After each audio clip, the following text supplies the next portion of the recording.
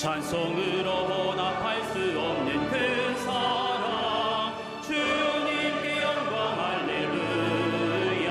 형제자매 모두 함께 모여 찬송해 주님께 영광 할렐루야. 하나님의 자녀여 크게 찬송 부르며 밝고 거룩한 길로 기쁨으로 나아가 주의 보좌 앞으로 속히 들어가겠네. 주님께 영광 할렐루야. 우리 받은 주님 은혜 한량 없도다. 주님께 영광 할렐루야. 기쁜 찬송 부르면서 천국 가겠네. 주님께 영광 할렐루야. 하나님의 자녀여 크게 찬송 부르며 밝고 거룩한 길로 기쁨으로 나아가 주의 보좌 앞으로 속히 들어가겠네. 주님께 영광 할렐루야.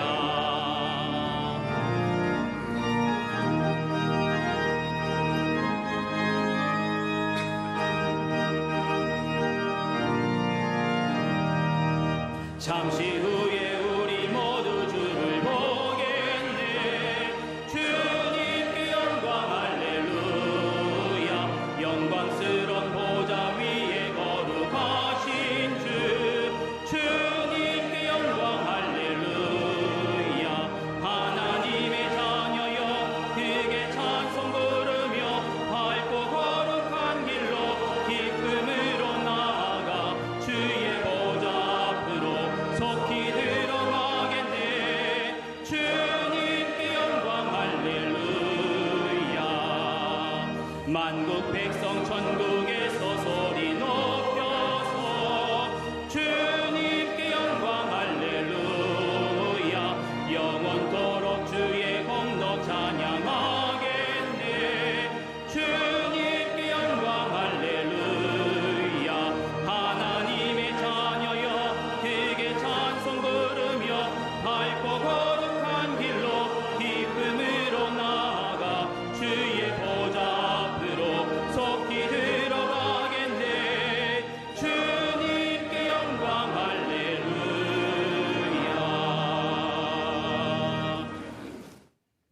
교동문 10번 시편 16편을 교독하시겠습니다. 하나님이여 나를 지켜 주소서. 내가 주께 피하나이다.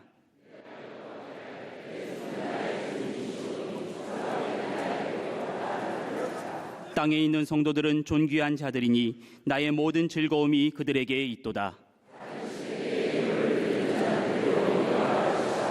나는 그들이 드리는 피의 전제를 드리지 아니하며 여호와는 나의 산업과 나의 잔의 소득이시니 나의 분깃을 지키시나이다.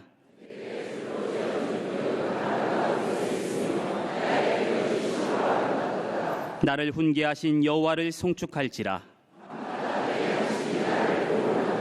내가 여호와를 항상 내 앞에 모심이요. 아멘.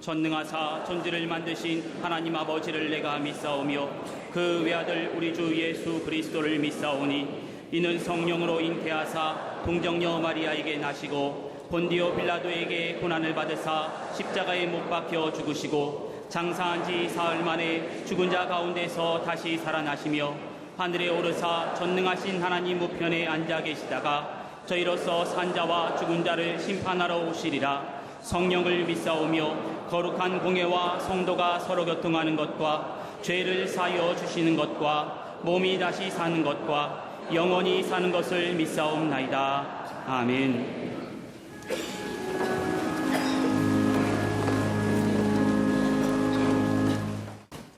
나는 부활이요 영원한 생명이라 말씀하신 주님, 죄와 허물로 죽을 수밖에 없는 우리를 예수 십자가 사랑으로 구원하여 주시고 우리의 입술과 그리고 손과 발이 주님의 도구가 되어 예수님께 받은 생명의 복음을 전할 수 있게 하심에 감사를 드립니다.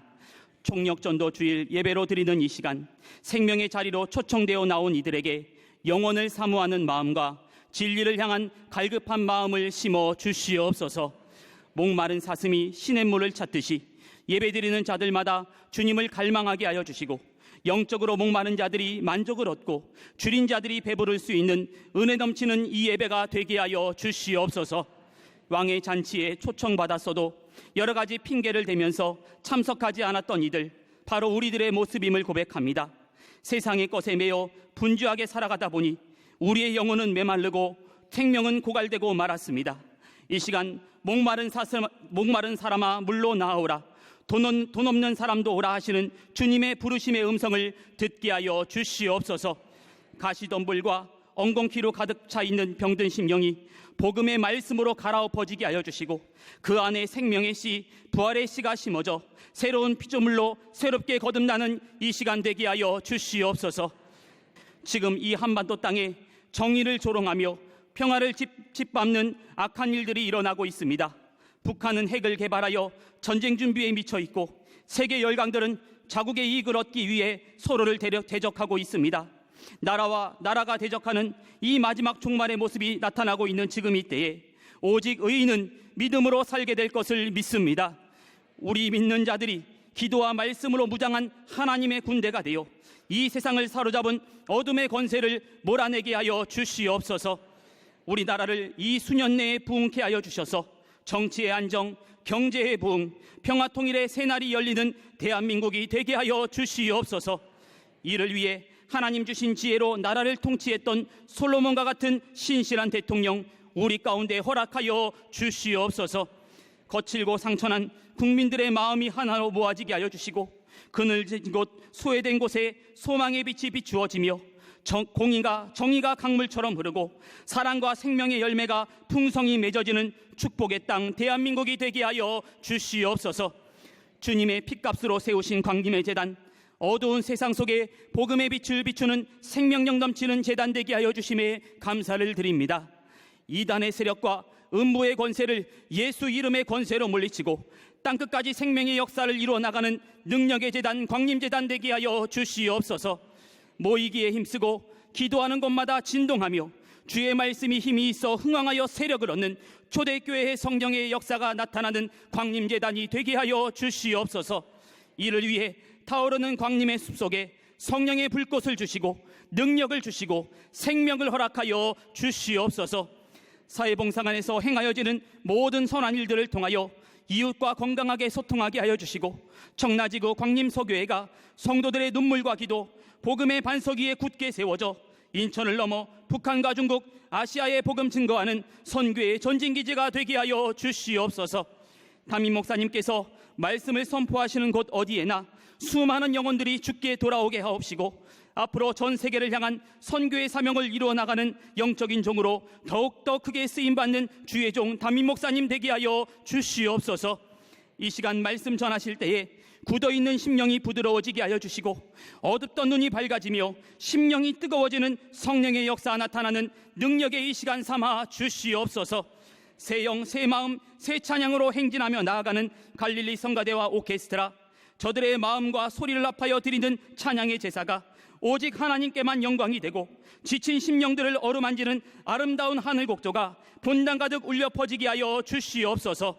강단을 장식한 손길, 보이지 않게 예배를 위해 헌신 봉사하는 손길, 예배를 위해 기도하는 중보 기도자들에게 넘치는 은혜와 축복으로 함께하여 주시옵소서. 함께 예배드리는 광림남교회 예배와 방송과 인터넷으로 예배드리는 곳마다 충만한 성령의 단비가 내리게 하여 주시옵고 질병으로 인해 고통당하는 성도들에게도 치유의 강선을 비추어 주시옵소서.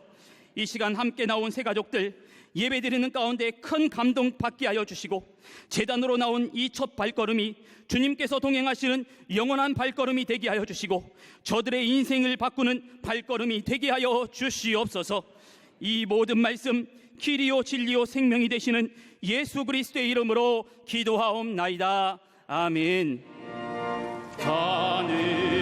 하늘에 계신 아버지, 이름 거룩하사 주님 나라 임하시고 뜻이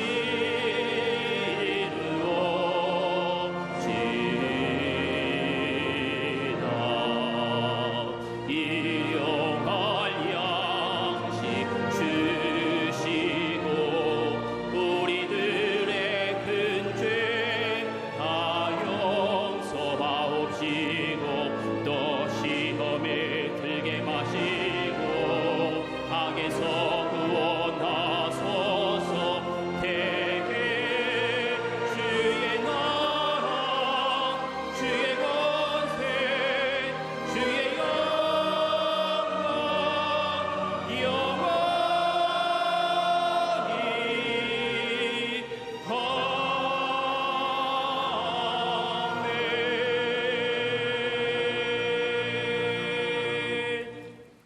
오늘 성경 말씀은 누가복음 19장 1절부터 10절까지입니다. 예수께서 여리고로 들어가 지나가시더라. 삭개오라 이름하는 자가 있으니 세리장이요 또한 부자라. 그가 예수께서 어떠한 사람인가 하여 보고자 하되 키가 작고 사람이 많아 할 수 없어 앞으로 달려가서 보기 위하여 돌무화과 나무에 올라가니 이는 예수께서 그리로 지나가시게 되미노라. 예수께서 그곳에 이르사 쳐다보시고 이르시되 삭개오야 속히 내려오라. 내가 오늘 내 집에 유하여야 하겠다 하시니 급히 내려와 즐거워하며 영접하거늘 무사람이 보고 수군거려 이르되 저가 죄인의 집에 유하러 들어갔도다 하더라. 삭개오가 서서 주께 여짜오되 주여 보시옵소서. 내 소유의 절반을 가난한 자들에게 주겠사오며 만일 누구의 것을 속여 빼앗은 일이 있으면 네 갑절이나 갚겠나이다. 예수께서 이르시되 오늘 구원이 이 집에 이르렀으니 이 사람도 아브라함의 자손이미로다. 인자가 온 것은 잃어버린 자를 찾아 구원하려 함이니라. 아멘.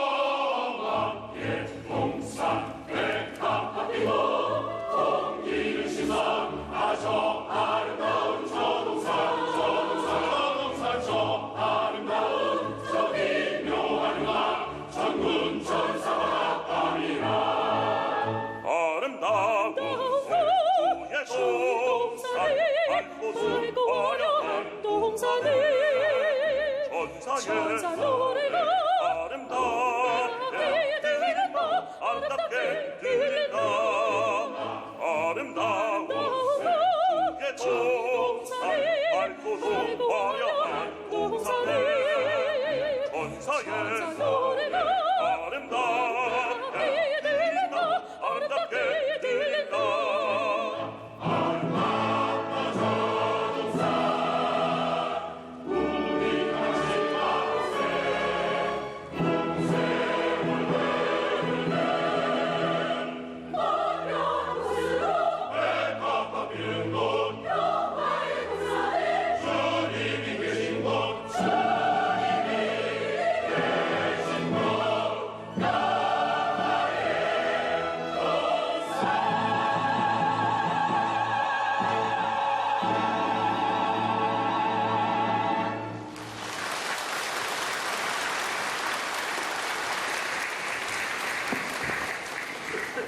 네, 갈릴리 성가대와 오케스트라의 귀한 찬양에 큰 은혜 받은 줄 믿습니다.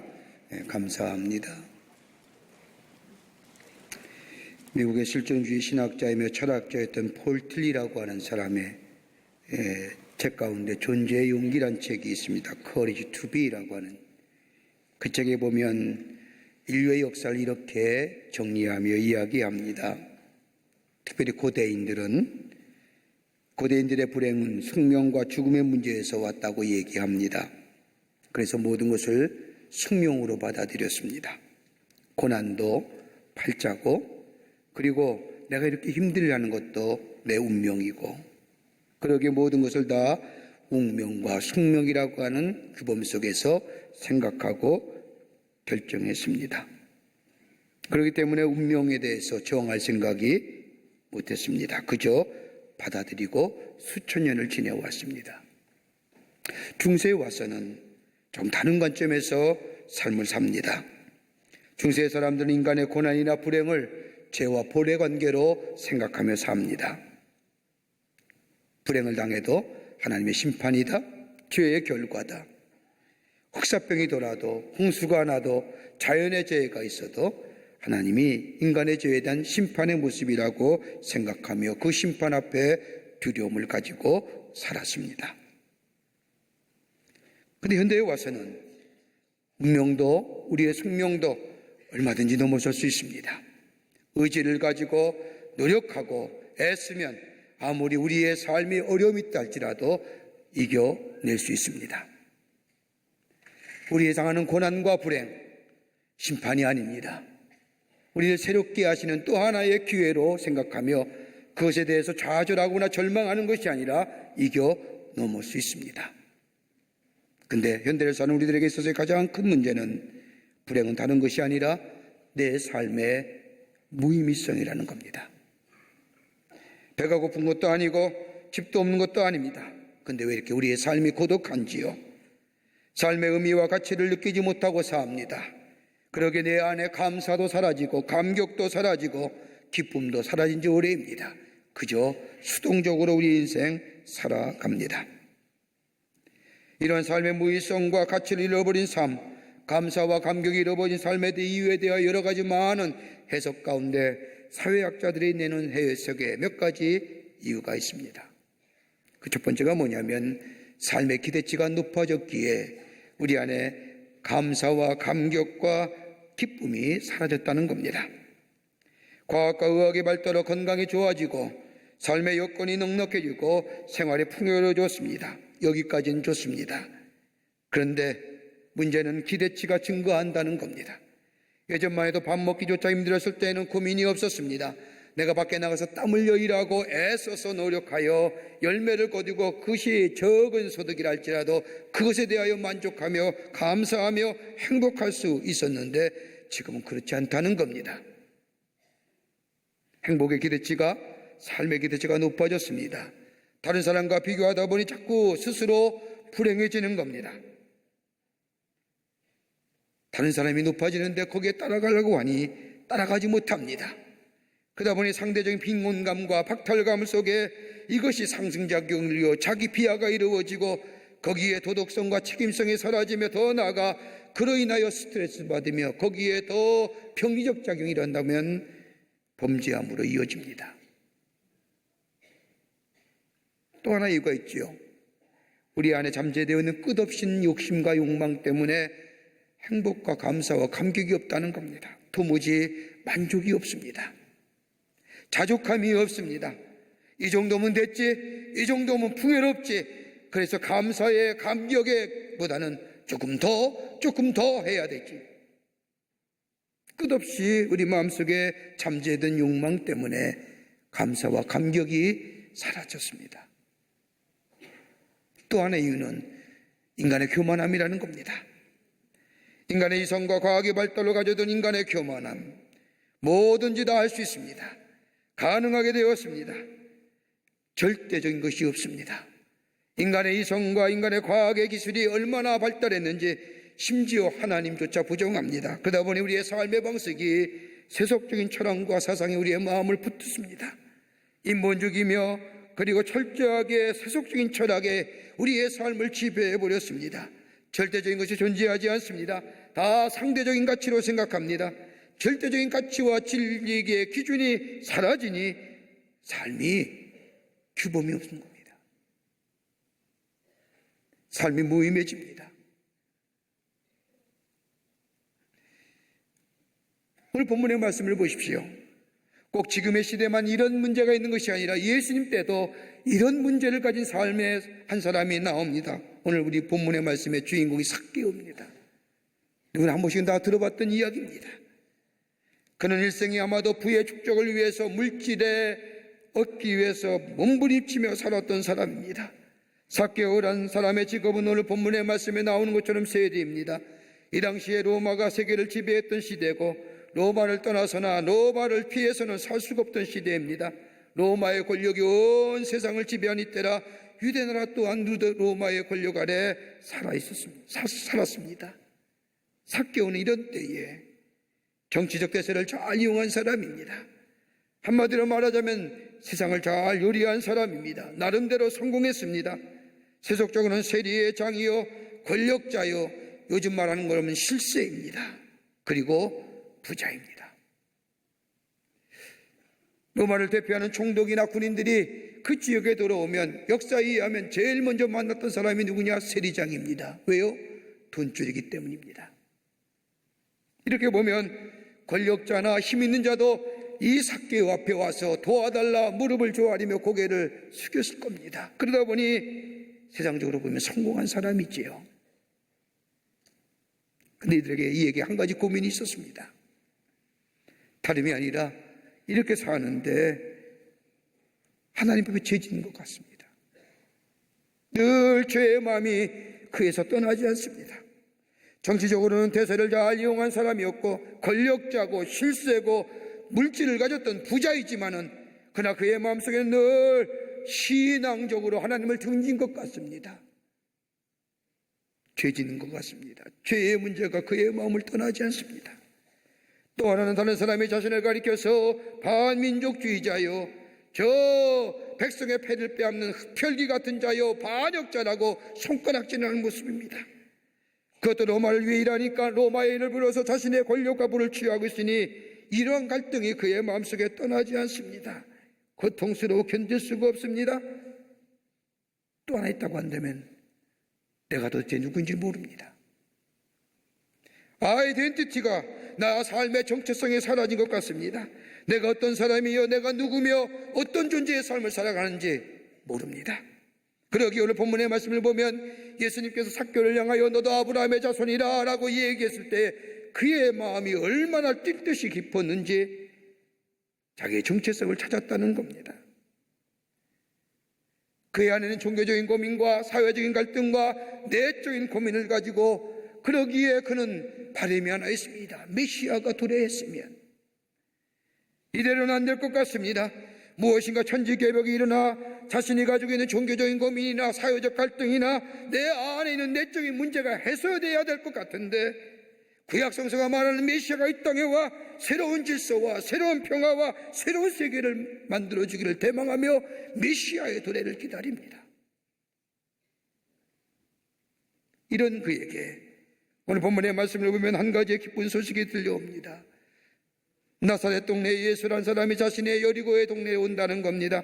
들리는 소문에 의하면 자신을 가리켜서 하나님의 아들이요 크라이스트요, 자신이 메시아요, 구약성서에 나타난 말씀처럼 메시아처럼 눈먼 자를 보게 하고 앉은 병을 일으키고 수많은 이적과 기적을 행한다는 소문이 그에게 들려옵니다. 많은 사람들이 그를 가리켜 메시아라 얘기하는 겁니다. 삭개오는 내가 한번 만나보리라. 내 문제, 내 종교적이고 내 사회적인 갈등, 내 내적인 문제, 내가 메시아 만나서 한번 해결해 보리라. 돈을 더 많이 벌려고 하는 것도 아닙니다. 더 부자가 되고자 하는 것도 아닙니다. 내가 예수 만나서 더 큰 권력과 세력을 얻어서 세상을 다스려 보고자 하는 것도 아닙니다. 그 예수 만나서 내가 힘을 얻어서 내 삶의 부여와 풍요함을 더 누리고자 하는 것도 아닙니다. 다름 아닌 내 안에 있는 이 문제들, 내 안에 있는 이 갈등들 좀 해결해 보고자. 자신의 동네에 온다는 소문 듣고 가보니 사람이 많습니다. 도무지 예수님의 얼굴을 볼 수가 없습니다. 그래서 이 삭개오는 좀 더 앞으로 나아가 예수 오는 방향의 돌감나무에 올라가서 예수를 바라봅니다. 키가 작았기 때문입니다. 거기 더 달려 군중 가운데 걸어오는 예수님을 내려다봅니다. 은총적 기회를 놓칠 수가 없어서, 일생에 단 한 번의 기회, 이 중요한 시기는 놓칠 수가 없어서 예수를 만납니다. 예수님이 내려오라 얘기하십니다. 내 집에 가겠다고 말합니다. 이 엄청난 사건을 당한 이 삭개오, 오늘 예수를 만남으로 새로운 인생으로 변화됩니다. 새로운 삶으로 새롭게 거듭납니다. 여러분 어떠십니까? 아무 문제 없이 사는 건 아니지요.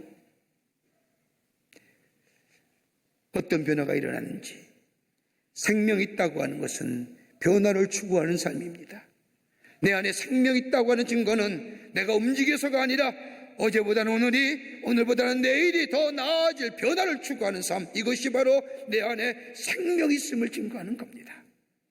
이 변화, 어떤 변화가 진정한 변화인지요?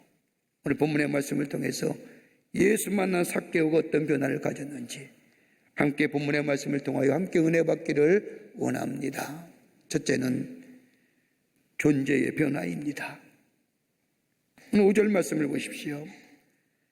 예수께서 그것에 이르사 우리를 보시고 이르시되 삭개오야 속히 내려오너라, 내가 오늘 내 집에 유하여겠다 하시니, 삭개오가 예수님을 본 게 아니라 예수님이 삭개오를 보았다는 거예요. 예수님이 삭개오를 보셨는데 개별적으로, 개인적으로 보셨다는 겁니다. 여러분, 심리학자에 의하면 인간의 경험 중에 가장 원초적인 경험은 뭐냐? 보는 거라는 겁니다. 볼 때에 그 경험이 우리 뇌의 구조에 전달되고, 이 뇌의 구조에 전달된 것이 우리의 사고와 인식을 만들어서 우리에게 행동케 한다는 겁니다. 그래서 백문의 불일견이라고 하지요. 보는 게 중요합니다. 오늘 예수님께서 삭개오에게 처음 하신 행동은 다른 것이 아니라 예수님이 보셨다는 겁니다. 눈과 눈이 마주쳤다는 겁니다. 많은 사람들을 보신 것처럼 본 것이 아니라 삭개오를 지명하여 집중하여 보셨다는 겁니다. 즉 나를 보셨다는 거예요. 이것으로 끝난 거 아니에요. 5절 말씀에 좀 더 깊게 읽어보면 무슨 말씀이냐면, 보신 게뿐만 아니라 삭개오의 마음을 읽으셨다는 겁니다. 본문의 말씀을 가만히 보십시오. 삭개오와 예수님은 어떠한 대화도 주고받은 적이 없습니다. 예수님이 그를 아셨습니다. 그가 왜 뽕나무에 올려갔는지, 그가 왜 나를 보려고 하는지, 왜 저렇게 간절한 마음으로 메시아의 도래를 기다리고 있는지 우리 예수님이 삭개오를 보고 아셨다는 겁니다. 다름이 아니라 마음을 읽으셨다는 겁니다. 여러분, 요한복음의 말씀을 보면 예수님에 대하여 여러 가지 상징적 표현을 하는 가운데 예수님이 어떠한 분이신가를 우리에게 말씀을 통하여 가르쳐 줍니다. 나는 세상의 빛이니라, 세상의 문이니라, 내가 길이니라, 내가 진리니라, 내가 생명의 떡이니라, 내가 생명수이니라. 예수님에 대한 모습에 대하여 여러 가지 상징적 표현으로 말씀하는 가운데 우리 마음속에 가장 큰 위로가 되고 기쁨이 되는 게 뭐냐? 나는 너의 선한 목자니라. 여러분, 선한 목자가 뭘까요? 목자는 양의 상태를 너무나 잘 알고 있다는 겁니다. 그냥 아는 것이 아니라 자세히 압니다.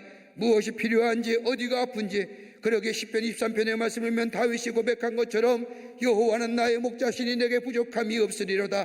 그가 나를 푸른 초장에 누이시며 쉴 만한 물가로 인도하시는도다.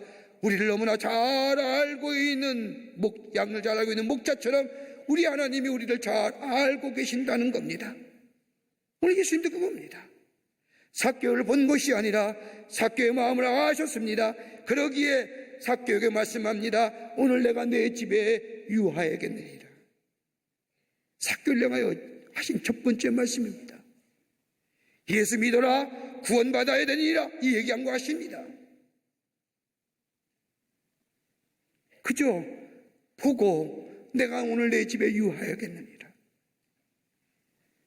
여러분, 삭개오는 세리입니다. 세리의 집에 예수님이 들어가신다는 겁니다. 여러분, 전 이야기에 내려온 이야기에 의하면 유대 사람들은 세리를 상종하지 않았다고 합니다. 인사도 받지 않았던 사람이 세리입니다. 심지어 거지도 세리가 주는 돈은 받지도 않았답니다. 그런 죄인의 집에 예수님이 들어가신다는 겁니다. 파격적인 행위를 하신다는 겁니다. 여러분, 가장 큰 사랑이 어떤 사랑입니까? 물질 주는 겁니까? 여러분, 지식을 주는 겁니까? 이보다 더 큰 사랑이 있다고 한다면 다른 것이 아니라 내 의로움을 주는 겁니다. 내 의로움을 주는 거예요. 죄인이었던 이 삭개오, 세리의 직분으로 다른 사람에게 손가락질 받던 죄인의 집에 예수님이 들어가 의로우신 예수님이 저를 의롭다 하신다는 겁니다. 여러분, 이게 바로 구원이에요. 그러기에 로마서 10장 9절과 10절의 말씀을 보면 만일 내 입으로 예수를 주라 시인하며 또 하나님께서 그를 죽은 자 가운데서 살리신 것을 믿으면 구원을 받으리라. 사람이 마음으로 믿어 의에 이르고 입으로 시인하여 구원에 이르리라. 예수를 받아들이기만 하면, 내 안에 들어오신 예수님을 영접하기만 하면, 마음으로 믿어 입으로 고백기만 하면 구원 얻는다는 거예요. 구원이 무엇입니까? 우리의 신분이 달라지는 겁니다. 하나님의 자녀가 되었다는 겁니다. 양자가 되었다는 겁니다. 하나님 나라의 권세를 가졌다는 겁니다. 더 나아가 하나님의 나라의 권세를 가졌기에 우리를 넘어뜨린 악한 영의 권세를 대적하여 이길 수 있는 영적인 힘의 소유자가 되었다는 겁니다. 더 나아가 십자가로 구원 얻을 뿐만 아니라 부활의 생명이 우리 안에 있기에 영원한 생명을 얻게 되었다는 겁니다. 존재의 변화입니다. 인위적인 변화가 아닙니다. 누가 시켜서 이루어지는 것이 아닙니다. 자발적인 겁니다. 마치 공산주의의 혁명처럼 유산계급이 소멸하여만이 무산계급이 살 수 있다는 이런 것 아닙니다. 예수가 우리 안에 문을 두드릴 때에 받아들이기만 하면, 영접하기만 하면, 마음으로 믿어 입으로 시인기만 하면 어둠의 자녀에서 빛의 자녀로, 세상의 자녀에서 하나님의 자녀로, 사망과 그늘 아래 거하던 자가 생명의 빛에 거하는 사람으로 우리의 신분이, 존재가 달라지는 역사. 예수가 우리 안에 계시기만 하면. 저는 지난 주간에 영국 캠브리지 대학에서 안에 있는 웨슬레 칼리지라고 하는 거기에 이사회가 있어서 또 체프를 새롭게 지어서 봉헌식에 초청을 받아서 다녀왔습니다. 참 의미 있는 시간이었는데 그 가운데 하나는 뭐냐면 그 체프를 새롭게 짓고 봉헌하는 식에 왕자가 온다는 겁니다. 저는 그런 줄 몰랐어요. 왕자가 온다고 하는데 얼마나 준비하는지. 무려 몇 시간을 기다렸냐면 3시간을 기다렸습니다. 그런데도 누구 하나 불평하지 않아요. 우리나라 같으면 다 불평했을 겁니다. 3시간 동안 서서, 그것도 앉아있는 게 아니라 서서 기다립니다. 왔습니다. 오기 전에 이사장이 나오더니 뭐라고 얘기하느냐. 악수하자고 얘기하지 마세요. 사진 찍자고 얘기하지 마세요. 그냥 물어보면 대답만 하세요. 뭐라고 묻지 마세요. 그렇게 얘기를 합니다. 3시간 동안 서서 기다리다가 들어왔습니다. 왕자가 왔는데 그룹이 8그룹이 7, 8명씩 모여서 그분을 기다립니다. 근데 얼마나 뭐랄까요, 기대하면서 왕자가 왔다고 온 그 캠브리지 안에 있는 캠퍼스 안에 다 소문이 났습니다. 그분이 와서 쭉 돌아가면서 얘기합니다. 제가 있는 그룹은 인터내셔널, 거기에 속한 사람들이기 때문에 케냐에서, 미국에서, 또 저 캐나다에서, 저 싱가포르에서, 한국에서 이렇게 와서 앉아 서서 있습니다. 와서 저희한테 묻습니다. 한 사람 한 사람에게 묻기를 어디서 왔습니까? 온 나라마다 대답합니다. 저한테도 물었습니다. 코리아. 그리고 그게 끝입니다.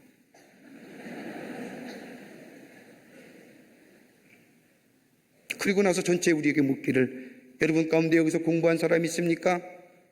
아무도 없지요. No. 그랬더니 그리고 가요. 3시간 기다렸습니다. 그 말 하려고. 꼬레야 안 하려고. 근데 왕자가 온다는데 난리예요. 그것도 찰스의 동생인 에드워드라고는 막내 아들이지요.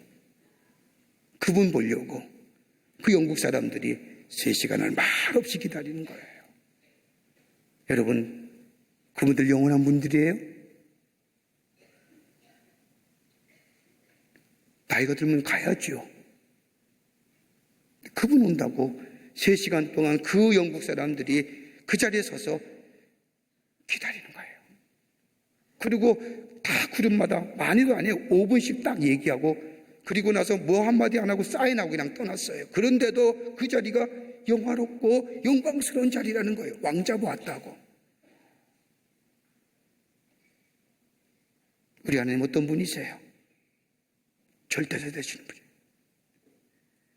마음으로 믿어 입으로 신감하면 우리의 신분이 달라지는 거예요. 우리의 존재의 삶의 변화예요.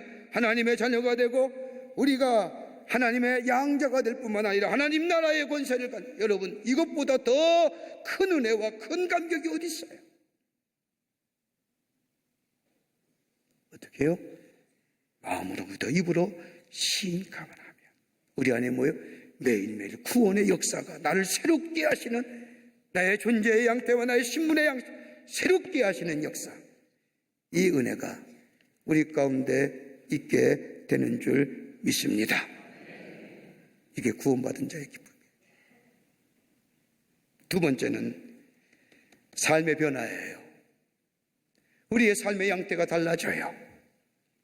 마음으로 믿어 입으로 구원 고백기만 하면 우리의 삶의 양태가 달라집니다. 6절과 7절의 말씀을 보십시오. 예수님께서 내가 너희 집에 유하여겠다고 얘기할 때에 삭개오가 급히 내려와 즐거워하며 영접하거늘 못사람이 보고 수군거려 가로되 저가 죄인의 집에 유하러 들어갔더라 하더라. 죄인의 집에, 예수님께서 세리의 집에 들어가니 사람들이 뭐요? 죄인의 친구라. 어떻게 저 집에 들어갈 수 있느냐? 어떻게 저런 자에게 예수가 메시아가 들어갈 수 있느냐? 수군거린 거예요. 한번 생각해 보십시오. 종종 우리가 그런 얘기 안 듣습니까? 예수 믿으세요? 너도 예수 믿냐? 아마도 예수님께서는 마태복음 9장 12절의 말씀을 보면 이런 말씀을 들으시고 얘기하셨을 겁니다. 건강한 자에게는 의원이 쓸데없고 병든 자에게야 쓸데있느니라. 여러분, 건강한 사람에게 의사선생님 필요합니까? 아니죠. 건강할 때는 별 필요 없으세요. 만날 의미가 없으세요. 아플 때야만이 의사선생님이 내게 도움이 되지요. 내 몸이 병들었을 때 의사가 필요한 것처럼 병든 자에게는 의사는 없어서는 안 될 존재인 것처럼 우리의 구원의 주가 되시는 예수님을 믿기만 하면 우리에게 구원 주시는 거예요. 여러분, 인간에 있어서의 가장 해결하지 못하는 가장 문제가 두 가지입니다. 하나는 뭐냐? 죄의 문제고 또 하나는 죽음의 문제입니다.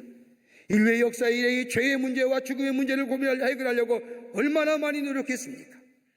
여러분, 인류의 역사에 수많은 문학 작품이나 수많은 음악의 작품이나 수많은 미술의 작품들 다 인간의 그 안에는 인간의 죄의 문제와 죽음의 문제를 해결하려고 애썼던 모습들이 드러납니다. 여러분 어떻게 해결합니까? 여러분 성경 66권 어느 것을 보더라도 오래 사느냐, 건강하게 사느냐, 얼마나 잘 사느냐 이런 데서 얘기하지 않습니다. 내 안에 있는 이 죄의 문제 어떻게 해결하느냐, 내 죽음의 문제 어떻게 해결하고 있느냐.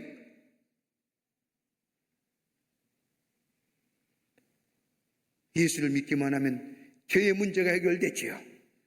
우리 예수님이 십자가에 달려 돌아가심으로 우리의 모든 죄를 사하여 주셨습니다. 그리고 우리 예수님께서 3일 만에 부활하심으로 말미암아 부활의 첫 열매가 되심으로 그를 믿는 자마다 우리에게 영생을 허락해 주셨습니다. 자, 죄의 문제가 해결됐지요. 죽음의 문제가 해결됐지요. 그러기에 우리를 의롭다 하시잖아요. 다른 사람과 비교해서 의로움이 아니라 하나님의 의를 우리에게 덧입혀 주셨어요. 우리에게 그래 의로운 자가 됐어요. 죄의 문제가 해결되고 내 안에 죄책감의 문제가 해결되고 그리고 더 나아가 내 안에 죽음의 문제가 해결됐어요. 이 생명적 변화를 경험한 사람, 여러분 이 놀라운 은혜를 경험한 사람들에게 어떤 변화가 일어났냐? 오늘 본문의 말씀을 보세요. 예수님께서 내가 너 집에 유하였다는 얘기를 듣고 삭개오가 급히 내려와 예수를 영접하고 집에 돌아가 8절에 보면 이렇게 고백합니다. 삭개오가 서서 주께 여짜오되 주여 보시옵소서, 내 소유의 절반을 가난한 자들에게 주겠사오며 만일 누구의 것을 속여 빼앗는 일이 있으면 내 갑절이나 갚겠나이다. 생각해 보세요. 여러분 어떻게 번 돈인데, 여러분 어떻게 번 돈인데 다른 사람에게 손가락질 받으며 번 돈이에요. 반역자란 소리 들으며 번 돈이에요. 백성의 피를 빼앗는 흡혈인 것 같은 사람이라고 손가락질 받으며 돈이 내 삶의 존재 양식이요 나 삶을 지켜줄 것 같고 돈만이 물질만이 나를 나답게 만들어줄 것이라고 생각하며 물질만 벌었던 사람이에요. 그랬던 사람이 예수 만나고 예수 경험하니 뭐라고 얘기해요? 나눠주겠습니다.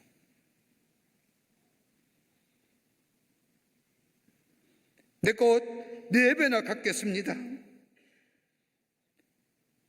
구원의 은혜를 경험한 사람에게는 삶의 양태가 달라집니다. 예수님의 사랑을 경험한 사람은 삶의 양태가 달라집니다. 언제나 나 중심의 삶에서 예수 만난 사람은 하나님 중심으로 살합니다. 예수 만난 사람의 구원의 감격을 경험한 사람은 언제나 나 중심의 세계관에서 그리스도적 중심의 세계관으로 바뀌어줍니다. 예수 그리스도의 구원과 사랑을 경험한 사람은 보는 관점도 달라집니다. 삶의 존재의 양태도 달라집니다. 나를 위해 산 것이 아니라 하나님의 영광을 위해 삽니다. 목표가 달라집니다. 목표가 분명하니 삶의 열정이 생깁니다. 생명적 변화를 경험하는 거예요. 그러기에 바울이 뭐라고 얘기합니까? 내가 이제껏 죽었던 세상의 모든 것들 다 배설물 여기고 오직 예수 그리스도를 아는 이 지식이 가장 고상한 지식이라고 얘기합니다. 오늘 삭개오는 다른 게 아니라 삶이 변화되는 거예요. 신분이 변화되니 삶이 변화되는 거예요. 또 하나 있습니다. 참된 생명을 소유하는 거예요. 오늘 본문의 말씀을 보면 예수님을 자기 집으로 영접한 이 삭개오, 예수를 만난 후에 마음으로부터 입으로 고백하며 예수를 구원해 주려 섬기며 자신의 재산들 다 팔아서 가난한 자에게 나눠주라고 고백하게 될 때에 예수님이 9절에 뭐라고 말씀하십니까? 오늘 이 구원이 이 집에 이르렀으니 이 사람도 아브라함의 자손이로다. 예수 만나고 신분이 달라지고 존재의 양태가 달라지면 이 모습을 본 예수님이 뭐라고 얘기합니까? 2가지입니다. 하나는 뭐냐? 이 집에 구원이 이르렀느니라. 다시 말하여 임마누엘의 가정 된다는 거예요. 예수가 우리 집에 계시는 임마누엘의 가정이에요. 언제나 나와 동행하시며 나와 함께 하시며 나와 늘 거하시는 하나님의 사람들. 그러게 두려움이 없는 거예요.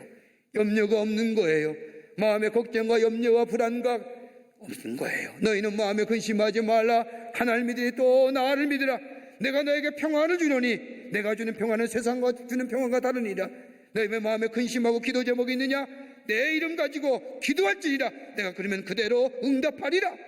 임마누엘의 역사. 하나님이 함께 하신다는 거예요. 하나님이 늘 나와 동행하시는 거예요. 또 하나 있다고 한다면 아브라함 자손이라고 얘기하는 거예요. 삭개오가 늘 고민했던 거예요. 내가 누굴까? 내가 어떤 사람인가? 예수님의 이 말을 들은 이 삭개오, 나는 어때까지 아브라함의 자손인 걸 잊어버렸다는 거예요. 아브라함이 받았던 하나님의 축복, 그 이루신 약속에 성취하시는 하나님, 그 하나님이 나의 하나님 되는 그 아브라함의 자손의 축복을 잊어버리고 살았다.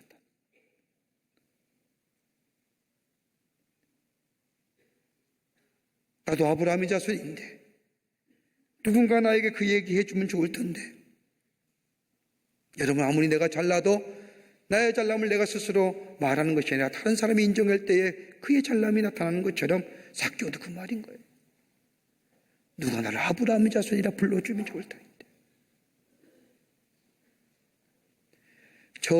우리 조상이 누렸던 하나님의 축복, 아브라함이 누렸던 그 축복이 나 또한 유효할 터인데, 그 축복의 자손,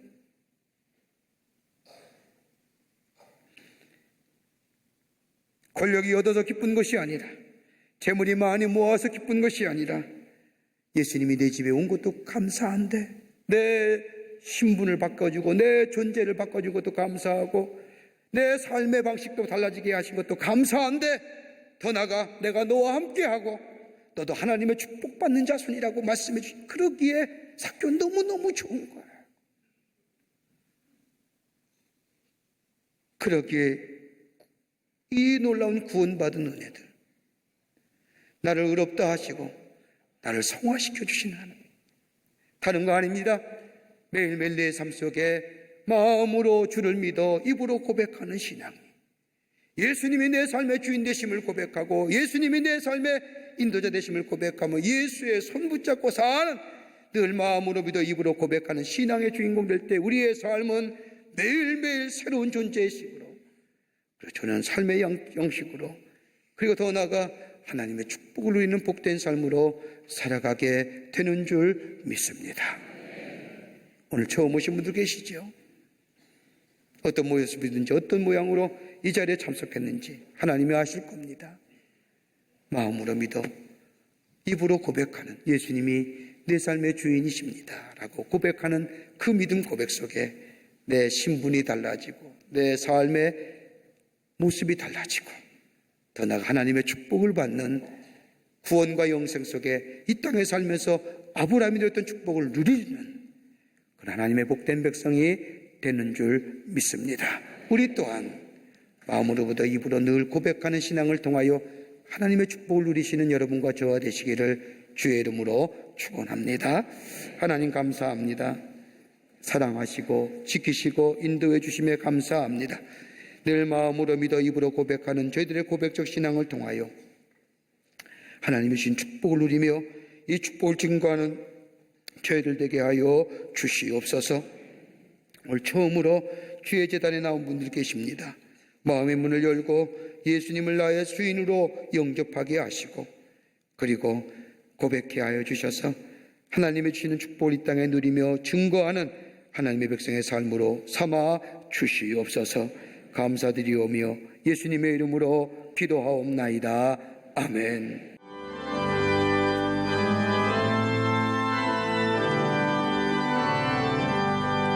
나의 영원하신 기업 생명보다 귀하다. 나의 갈 길 가가도록 나와 동행하소서. 주께로 가까이 주께로 가오니 나의 갈 길 가가도록 나와 동행하소서. 세상 부귀 아니람과 모든 명예 버리고 험한 길을 가는 동안 나와 동행하소서. 주께로 가까이 주께로 가오니 나의 갈 길 가도록 나와 동행하소서.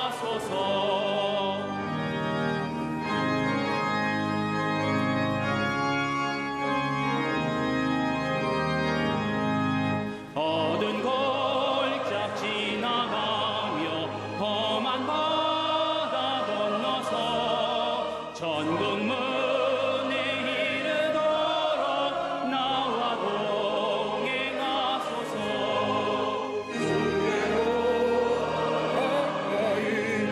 주께로 가오니 나의 길 다가도록 나와 동행하소서.